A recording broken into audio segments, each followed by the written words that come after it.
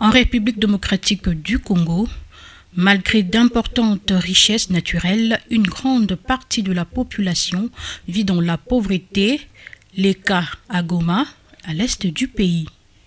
La récente fermeture de banques a privé nombreux habitants de services financiers. Pourtant, la jeunesse ne baisse pas le bras.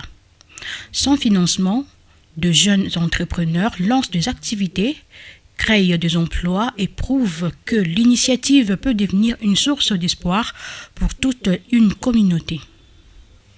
Dans une République démocratique du Congo riche en ressources mais appauvrie dans sa gouvernance, la ville de Goma se distingue par une jeunesse résiliente qui transforme les défis en opportunités.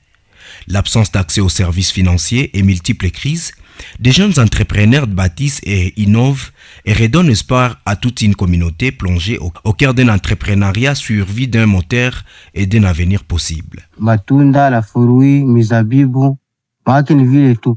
Na sisi tunalangulaka na wengine wenyewe shazilima.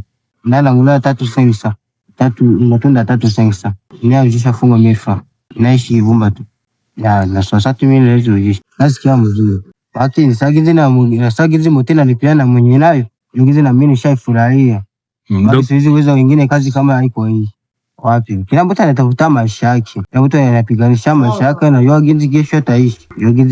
La ville de Goma a récemment subi la fermeture de banques, une décision venue de Kinshasa et a coupé de nombreux habitants à l'accès au crédit et aux services financiers formels. Pourtant, malgré certaines contraintes, l'esprit d'entreprise ne cesse de se développer à Goma.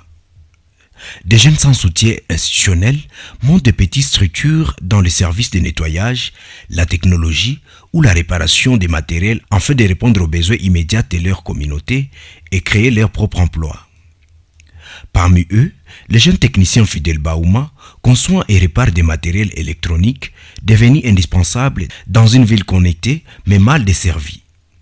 Oui, les besoins de la population face à cette conception, c'est de voir comment est-ce que nous devons réduire les coûts pour notre sécurité incendie et de voir comment est-ce que nous devons intervenir avant que même la maison ne puisse pas atteindre les filles.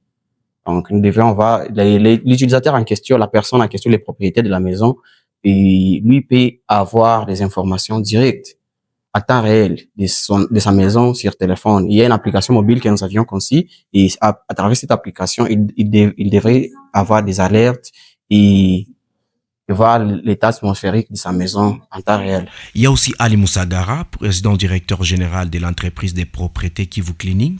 Il emploie et forme des jeunes et les encourage à croire à leurs capacités. Elle les invite à se concentrer sur l'économie réelle plutôt que sur l'élite politique qui traverse notre pays.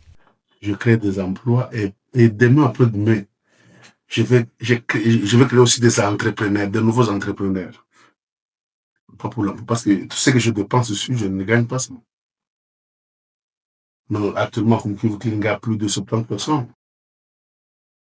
Voilà.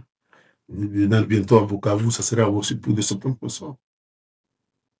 La majorité rêve qu'il peut gagner la vie dans la politique. Mais pourtant, si tu veux être riche, tu fais le business.